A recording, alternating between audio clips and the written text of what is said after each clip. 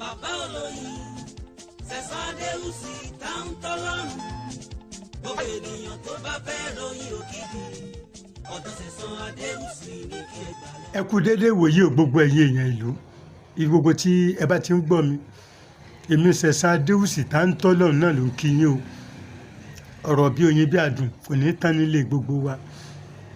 ọ̀rọ̀ bí oyin bí àdùn kò ní tán ní ilé gbogbo wa ètò tòní wá láti orí ètò agbára èèyàn dúdú TV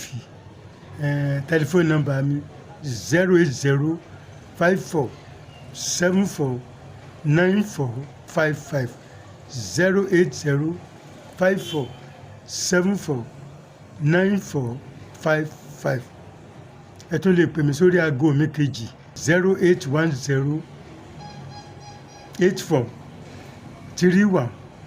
08108431336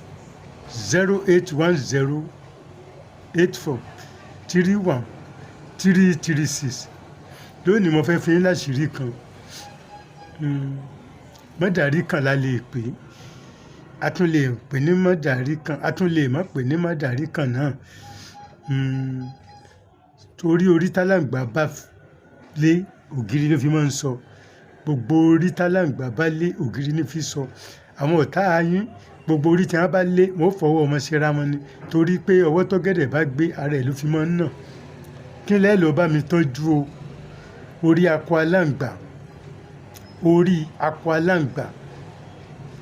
akọ aláǹgbà ẹ wá jó pẹ̀lú odidi atare kan orí akọ aláǹgbà ẹ jó pẹ̀lú odidi atare kan ẹ fi 1000 sí owó tẹ́ fẹ́ fi sí yẹn kọ́mọ̀ bàjẹ́ mọ́dàrí kan nìkan ni ó ṣiṣẹ́ fún kọ́mọ̀ lé owó jìnnà sí ẹ fi 1000 sí gbẹ̀ bá fẹ́ jó orí akọ aláǹgbá kan odidi atare kan odidi atare kan àti 1000 naira ẹ jó pọ̀ ọkọ àtìyàwó lè lò àwọn ọmọ lè lò ń bẹ̀ gbogbo ẹni ó bá perí yín ní burúkú ọmọ bá olúwa rẹ̀ ni yes ẹni bá rubi sí yín ibi ọmọ bá ni bẹ́ẹ̀ ni mo sọ ẹ gbìyànjú ẹ wò wọ́n ti kọ́ lé yín oògùn kò dìgbà tẹ́ ẹ bá ka oríṣi èròjà bíi 25 rárá o ẹ tẹ́ ẹ ti mọ̀ mí tẹ́ ẹ máa ń wò mí lórí ètò Kenny Show tẹ́ ẹ máa ń wo bàbá olóyin original television ẹ mọ̀ yìí pé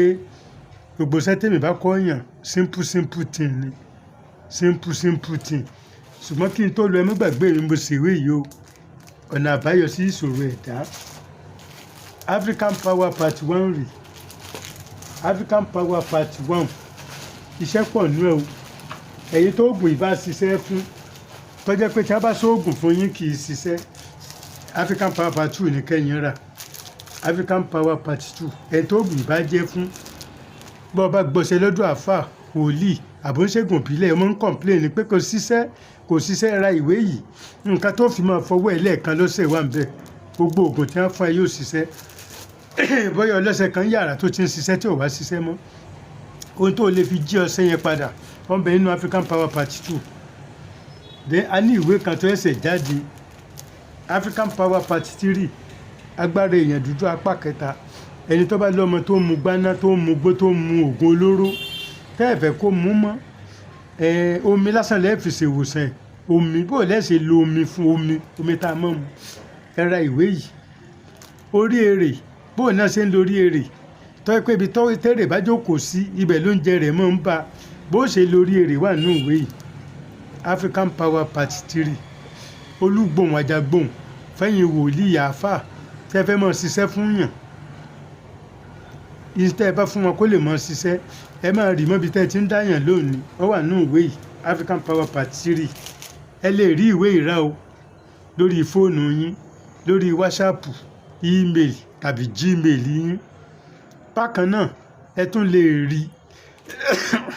lọ́dọ̀ alágbàtà wa ní Mushin ẹ lọ sí nọ́mbà 4 Alokolaro Street Mushin bus stop Mushin lẹ́kọ̀ọ́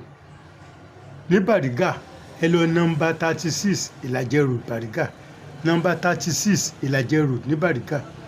ní Ẹ̀gbẹ́ ẹ lọ rí Ìyàmúbọ̀ ní nọ́mbà 2 Fẹ́mi Ọ̀ṣọ́bù Street nọ́mbà 2 Fẹ́mi Ọ̀ṣọ́bù Street Agodo Market Agodo Ẹ̀gbẹ́ tàbí ká ẹ máa bọ̀ ní Ìyèsí Ọ̀tà ní bàbá olóyin bus stop, bàbá olóyin bus stop Ìyèsí Ọ̀tà, bàbá olóyin bus stop Ìyèsí Ọ̀tà. Ẹ má gbàgbé o, owó yín ti wọ́n o, ó ti wọ́n, owó yín ti wọ́n sí, kò sẹ́ni tó fẹ́ lọ gbé lọ kó yín mọ́ torí àbókòbòkò. Tó bẹ́ẹ̀ bá fẹ́ ra ìwé àtọyìn ẹ máa bọ̀ ní bàbá olóyin bus stop, bàbá olóyin bus stop Ìyèsí Ọ̀tà. Mo tún ní ìwé kan o, ó ní àṣẹ medicine, ẹ má gbàgbé, ó ní àṣẹ medicine.